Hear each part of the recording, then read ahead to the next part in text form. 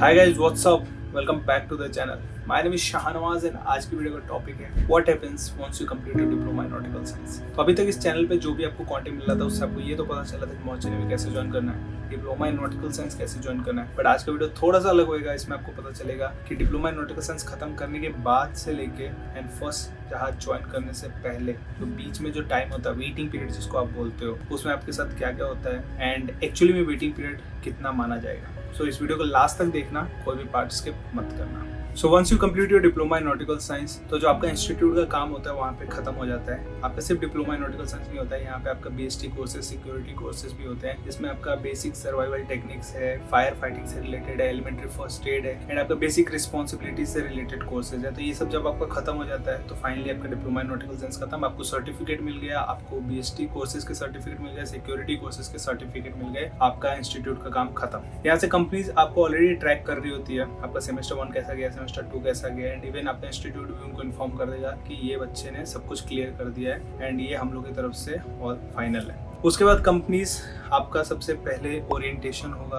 Orientation के साथ साथ आपका एम्प्लॉयमेंट आईडी बनता है। लाइक अगर मैं डब्ल्यूएसएम में हूँ तो मेरा डब्ल्यूएसएम आईडी बनेगा, वो एक नंबर होता है एम्प्लॉयमेंट नंबर, वो आपका थ्रू आउट जब तक उस कंपनी में हो तब तक वो काम आएगा, तो आपको रखना पड़ता है। तो एक बार जब आपका ओरिएंटेशन खत्म हो जाता है तो उसके बाद आपको जहाज अलॉट किया जाता है। जहाज जब अलॉट किया जाएगा तो उसमें जैसे मान लो कि सिर्फ स्पेसिफिक कोर्सेज करने को बोला जा सकता है। ऐसा जरूरी नहीं कि जो आप कोर्स करोगे वही जहाज मिलेगा, बट स्टिल आपके लिए बोला जा सकता है कि आपको ऑक्टको कोर्सेज या फिर एलजीटीएफ दोनों कोर्स, ये दोनों, एक तो आपका ऑक्टको जो है वो आपका टैंकर से रिलेटेड है and LGTF is gas familiarization, gas tanker से रिलेटेड है। तो ये दो कोर्सेज आपको बोला जा सकता है करने को, लेकिन ऐसा मैंडेटरी नहीं कि आपको यही दोनों में से कोई एक जहाज मिलेगा। आपको बल्क कैरियर भी मिल सकता है, depends on company to company, but फिर भी आपको ये बेसिक कोर्सेज करवाए जाते हैं तो आपको ये करना पड़ता है। इसके बाद आपका डॉक्यूमेंटेशन फेज स्टार्ट हो जाता है। जब आप ये कोर्सेज कंप्लीट कर ले तो ये कोर्सेज आपके बेसिक जो 7 दिन 8 दिन मैक्स टू मैक्स 10 दिन में खत्म हो जाते हैं। ये कोर्सेज बहुत छोटे कोर्सेज होते हैं। उसके बाद आपका जब डॉक्यूमेंटेशन फेज आता है तो सबसे पहले आपका yellow fever vaccination, yellow fever once in a lifetime वाला है, तो आप अभी भी करवा सकते हो एंड इस चीज में फ्री हो सकते हो अभी से ही, बाद में भी आप यूज कर सकते हो इस वैक्सीनेशन सर्टिफिकेट को।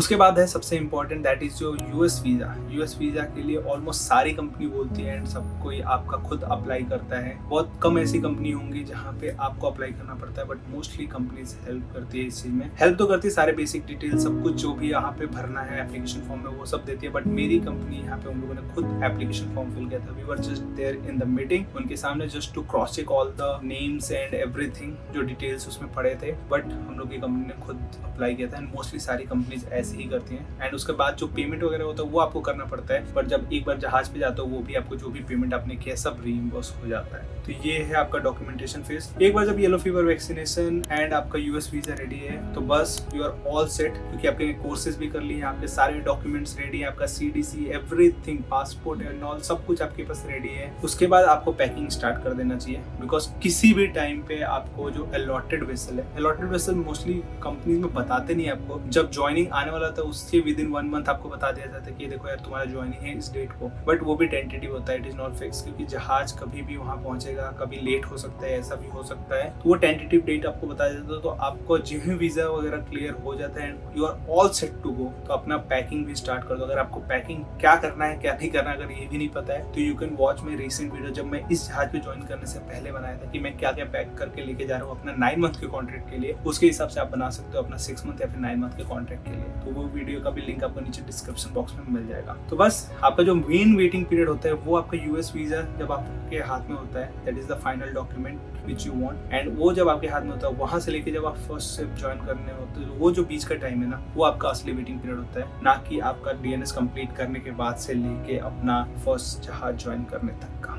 तो ये है पूरा आपका process diploma in nautical science join करने के बाद। अगर कुछ छूटा हो तो you can put in the comment section, may be कुछ छूटा हो, लेकिन आई डोंट थिंक सो कुछ छूटा होगा इस बीच में। इसके अलावा और कुछ नहीं होता यार, बस आप टाइम पास करते रहते हो, कोर्सेज करते रहते हो, अपने डॉक्यूमेंट्स के पीछे दौड़ते रहते हो एंड उसके बाद वेट करते रहते हो, that's it. So I hope आपको वीडियो इन्फॉर्मेटिव लगा, तो जिसकी वीडियो लाइक, कोई भी डाउट हो तो put in the comment section and ऐसे टॉपिक के लिए please give your suggestion in the comment section, and please do subscribe this channel and share this video to all your friends and family and tell them to subscribe this channel. So yeah, thank you for watching this video.